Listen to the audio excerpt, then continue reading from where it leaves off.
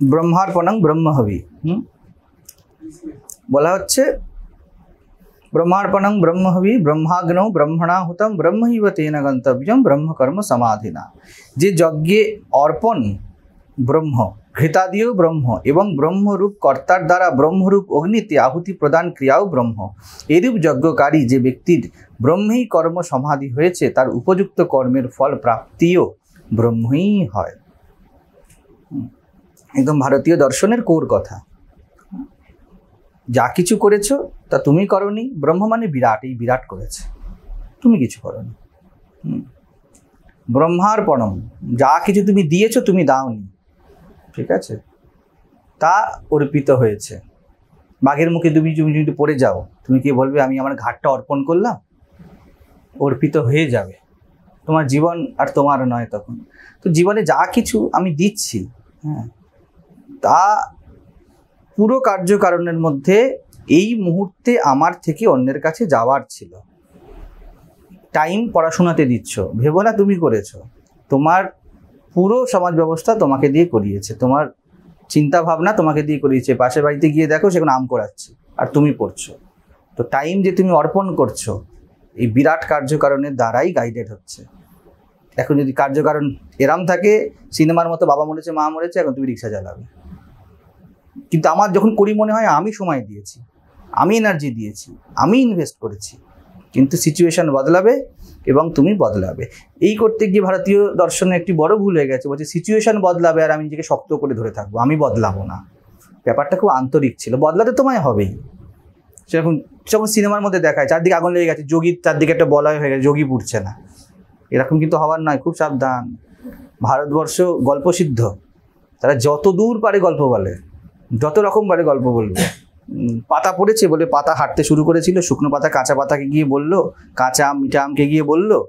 তোমার তুমি যদি চিন্তা করতে শুরু করো যে এখানে আমের গল্প হচ্ছে, তো চিন্তায় পড়বে যত বড় বোটা নয় তত বেশি আটা, এসব কথা আছে। তো কাহিনীতে যাব না। অর্থাৎ অর্পণ তো ঘটতেই থাকবে, কিছু দেওয়া কিছু নেওয়া, তোমার মধ্যে কিছু অর্পিত হচ্ছে। খুব সুন্দরভাবে একে ভারতীয় প্রজ্ঞা যজ্ঞ বলেছে। আমি আগের দিন আলোচনা করছিলাম যজ্ঞ। দেবতারা তোমাদের পুষ্ট করবে, তুমি দেবতাদের পুষ্ট করবে। তুমি যজ্ঞ করবে মানে তুমি বাইরে কোনো যজ্ঞ করবে না। তারপর কি প্র্যাকটিক্যালি গল্প স্টোরি টেলিং হয়ে গেল, যেই সঙ্গে সঙ্গে বলে এবার তুমি যজ্ঞ করো। যজ্ঞের মধ্যে যে ধুম ওঠে তার থেকে মেঘ হবে, মেঘ থেকে বৃষ্টি হবে। কোন দিন এটা ঘটেছে জীবনে? কোন দিন এই ধুঁয়ো থেকে মেঘ তৈরি হয়েছে? কত ধুঁয়ো! এ কি মানুষ আহুতি দিচ্ছ নাকি তুমি যে যজ্ঞ হচ্ছে? যদি ঘরে ঘরে একটা করে, প্রত্যেক ঘরে আর কিছু যজ্ঞ না।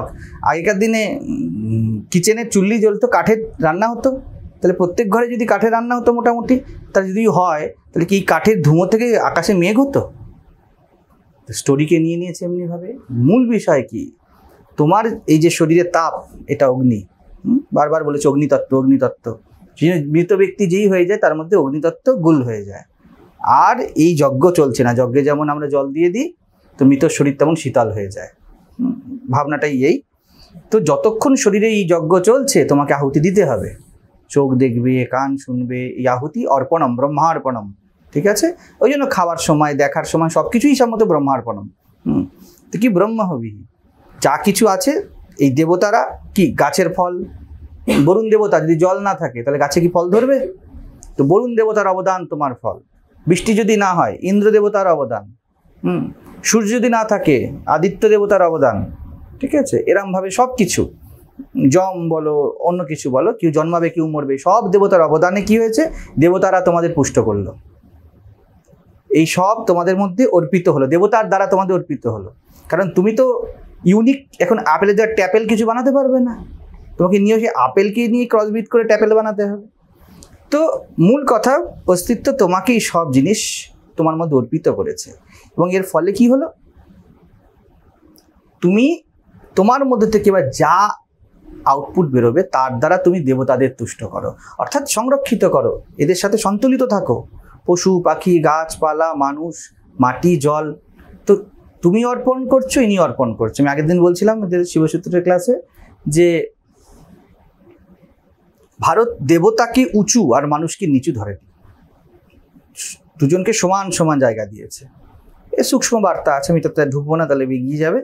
আরও সূক্ষ্ম বিষয়, দেবতা কি, মানুষ কি, কেন দেবতাদের দেখা যায় না, আমি একটু আলোচনা করেছিলাম। তো তো ঘৃতাদিও ব্রহ্ম, এই যে ফল, তুমি যা কিছু গ্রহণ করছো চোখ দিয়ে কান দিয়ে নাক দিয়ে, সব ব্রহ্ম, ব্রহ্মস্বরূপ। ভারতে এই সিদ্ধান্ত কখনো বলিনি, যাকে চেতনা বলেছে, আত্মা বলেছে, ব্রহ্ম বলেছে।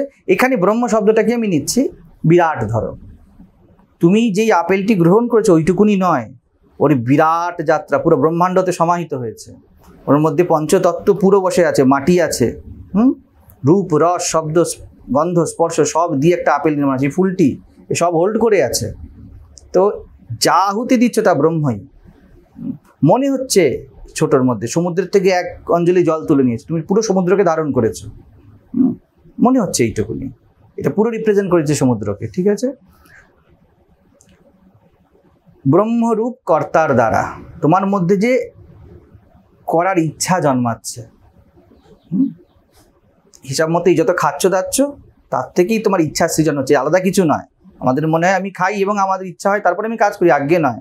তোমার ফুড যেমন ভিতরে ভিতরে পড়বে, তোমার কাজ তেমন। আমি দুদিন খেয়েও না, কোনো কাজ করতে ইচ্ছে থাকবে না, কোনো সংকল্প কাজে লাগবে না, সব ভাবনা চিন্তা ধসে যাবে, কিচ্ছু না। সকাল থেকে বিকেলবেলা অবধি যদি জলটি না খাও দেখবে কেমন এফিসিয়েন্সি কমে যায়। তাই যদি হয়, যদি তোমার এফিসিয়েন্সি জল না খেলে কমে যায়, তাহলে কোনো না কোনোভাবে তোমার কর্ম জল দ্বারা এফেক্টেড, এবং তোমার কর্ম জলেতে আছে। রূপান্তর শুধুমাত্র ঘটছে। ভারতীয় দর্শন রূপান্তরে বিশ্বাসী। এই নয় যে আমি যা ইচ্ছা খেলাম, এর থেকেই আবার অতি করে ফেলেছে। খুব খাবার দাবার বিষয়ে সচেতন থাকবে, অবশ্যই থাকবে। হাইজিন বিষয়ে সচেতন থাকো, তারপরে খাবারের গুণাগুণ বিষয়ে সচেতন থাকো। খাবার তোমায় গড়ে, নো ডাউট। এবার তুই যদি ম্যাগনেসিয়ামের মধ্যে বলে, ম্যাগনেসিয়ামের মধ্যে আকর্ষণ পাওয়ার আছে, এর থেকে আসক্তির সৃজন হয়, এবার অতি হয়ে যাবে ব্যাপারটা। বুঝতে হবে শরীরকে গঠন করছে, শরীর মনকে গঠন করছে, আর মন থেকেই অহংবোধ বেরাচ্ছে, কর্তা আমি কর্তা। ঠিক আছে, তো সব কর্তৃত্ব শুকিয়ে যাবে। যতই বাবা মা ঝামেলা করুক, দেখবে উপবাসের দিন মা বাবার ঝামেলা হবে না, চুপচাপ সব শান্ত হয়ে গিয়েছে। ওই জন্যই পূজা অর্চনা ইত্যাদিতে উপবাসের বিধি। যে কোনো শুভ কর্মে ভারতবর্ষে আগে উপবাসের বিধি ছিল। উপবাস জপ তর্পণে কি হচ্ছে, তোমাকে সমাহিত করছে সব রকমভাবে। তো ব্রহ্মরূপ অগ্নিতে আহুতি প্রদান ক্রিয়াও ব্রহ্ম। যদি তোমার খাবার থেকে তোমার এনার্জি হয়, তাহলে হোয়ার আর ইউ, তুমি কোথায় এর মধ্যে? গঠন করবে সব কিছু। তবে এটাও ঠিক কথা, মাথায় রাখো, খাদ্যের গুণাগুণ কিন্তু আমাদেরকে এফেক্ট করে স্বাভাবিকভাবে। কিছু উত্তেজিত খাবার খেলে তোমার শুধু উত্তেজিত হবে, তোমার কোষকে তুমি উত্তেজনা সাপ্লাই দিয়েছো, এবার সে উত্তেজনা হবে। সেই জন্য কেউ দেখবে না যে টক দই খেয়ে গিয়ে মারামারি করতে যাচ্ছে।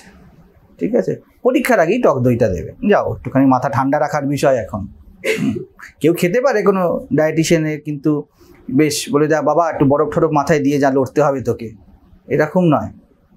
ওখানে মাথা ঠান্ডা রাখার ব্যাপার আলাদা, শারীরিক ঠান্ডা নয়। তো তোমাকে উত্তেজনা করতে হবে, মার মার। এটা কি হচ্ছে? এই যে শব্দরূপ আহুতি পড়ছে, হো হো করছে চারিদিক থেকে। এবার যদি এমন একটা কুস্তি হয় যেখানে কোনো তালি নেই, সবাই চুপ করে বসে আছে, সব ব্রহ্মজ্ঞরা বসে আছে, কুস্তি এগোবেই না। শব্দ দ্বারা তোমাকে ফিট করতে হবে, তোমাকে চেয়ার আপ করতে হবে, তোমার মধ্যে উত্তেজনা ক্রিয়েট করতে হবে। উত্তেজনা তো লড়বে, নাহলে তো লড়ার কোনো কারণ নেই। ঠিক তেমনই এই যেমন চোখের খাবার পড়বে, কানে এই ক্ল্যাপিং হচ্ছে, এই আওয়াজ পড়ছে, এ সব তোমাতে অর্পণ হচ্ছে। সেই জন্য নিজের শুধু খাবার নয়, আশেপাশে কি আছে, কার সাথে আছি, এই টাকা কিভাবে নিয়োজিত হয়েছে, এই সব যে দেখা, এগুলো বড় সূক্ষ্ম দর্শন।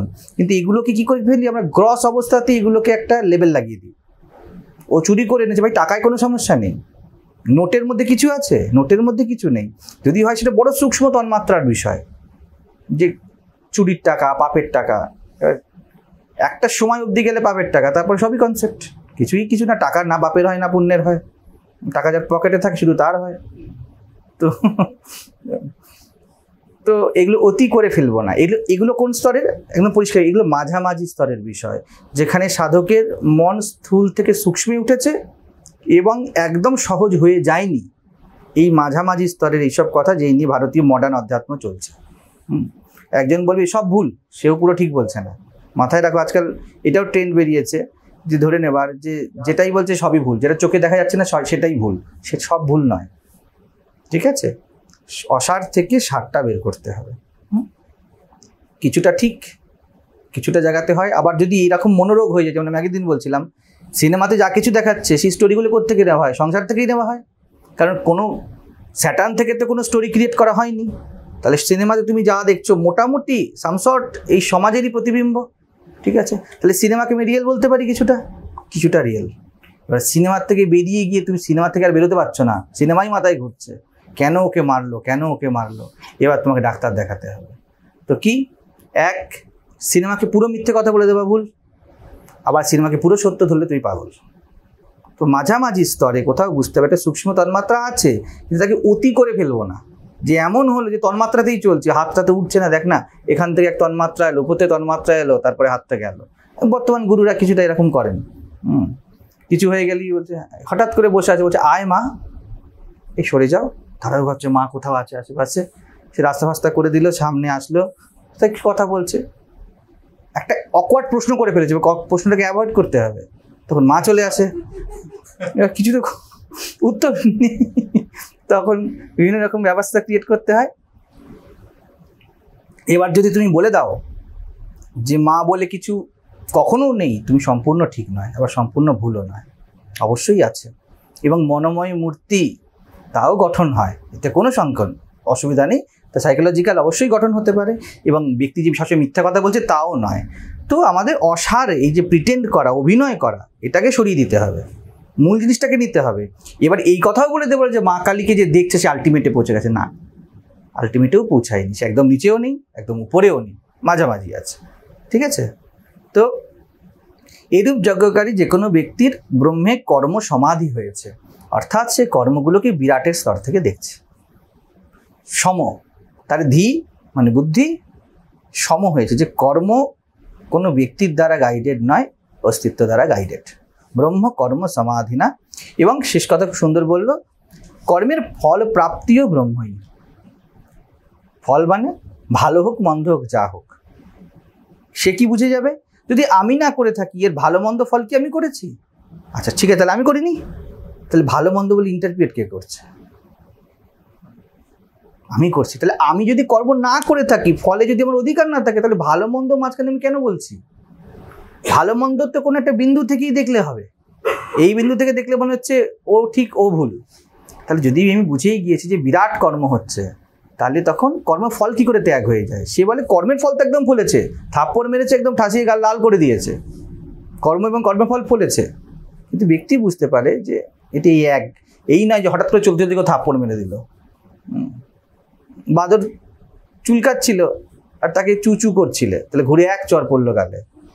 তো আর এই হ্যাবিট তোমার এমনি এমনি নয়, বহু লম্বা চলেছে, তুমি সবাইকে কাটিয়ে দিয়েছো, আজকে গিয়ে একটা শিম্পাঞ্জিকে বা বাঁদরকে কাটিয়ে দিয়ে দিয়েছো, ঝামেলা হয়ে গিয়েছে। তুমি তো সভ্য মানুষ, কাপড় চোপড়, এ তোমার বাপের বাপ, তুমি একখান সময় এই জিনিস টাইপের ছিলে। সে ভেবেছে কি মানুষকে যেমন ফাঁকি দিই, বাঁদরকে তেমন ফাঁকি দেবো। গাছের ডালে বাঁদরটা, মানে নিচুর দিকে ঝোলা ডাল, বাঁদরটা বসে আছে, তো নিচে ঝুঁকে পড়েছে, সে আছে লুকিয়ে বসে, বাঁদরটা ঠিক সামনে একদম নিচে নিচে করে দাঁতটা দিকে এক চট টেনে।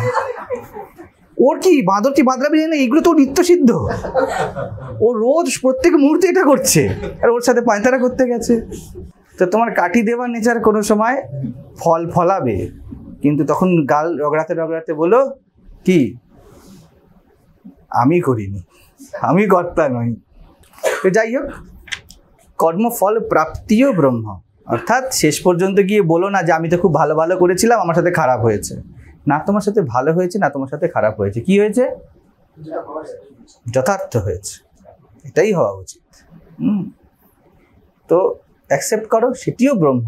এবং তখন অ্যাকসেপ্ট করার দরকার পড়ে না, যদি এতদূর কেউ যাত্রা করে তারপরে তার অ্যাকসেপ্টেন্স দরকার নেই, অ্যাকসেপ্টেন্স না থাকলে এটা হতো না। তো আমাদের বোঝার জন্য এভাবে বললেন। তো এটা কি বলছে? জ্ঞানযোগ বলছেন, আন্তরিক একটা আন্ডারস্ট্যান্ডিংয়ের কথা বলছেন। কারণ কর্মের জন্য কোনো গাইডেন্স হয় না। শ্রীকৃষ্ণ বলে দিলেন যে কখন যে কি করার আর কখন যে কি না করার, এটা তো বিজ্ঞগণও বলতে পারে না। শক্তি কোন দিকে যে কি করবে, জীবনের গতি কোন দিকে যে কোথায় যাবে, নদী কোন দিকে বইবে, কি করে বলবে তুমি? কিন্তু তুমি এর আন্তরিক যে গঠন, এই নিয়ে স্টাডি করতে পারো, কিন্তু আলটিমেটলি কর্মে ফলিত হবে তখন কিছু বলতে পারবে না। তো কর্ম বিষয়তে কিছু বলা যাবে না, জ্ঞান বিষয়তেই একমাত্র তোমাকে বলতে হবে যে ভিতরের অবস্থা কি আছে, তার উপর সবকিছু ডিপেন্ড করবে। ঠিক আছে।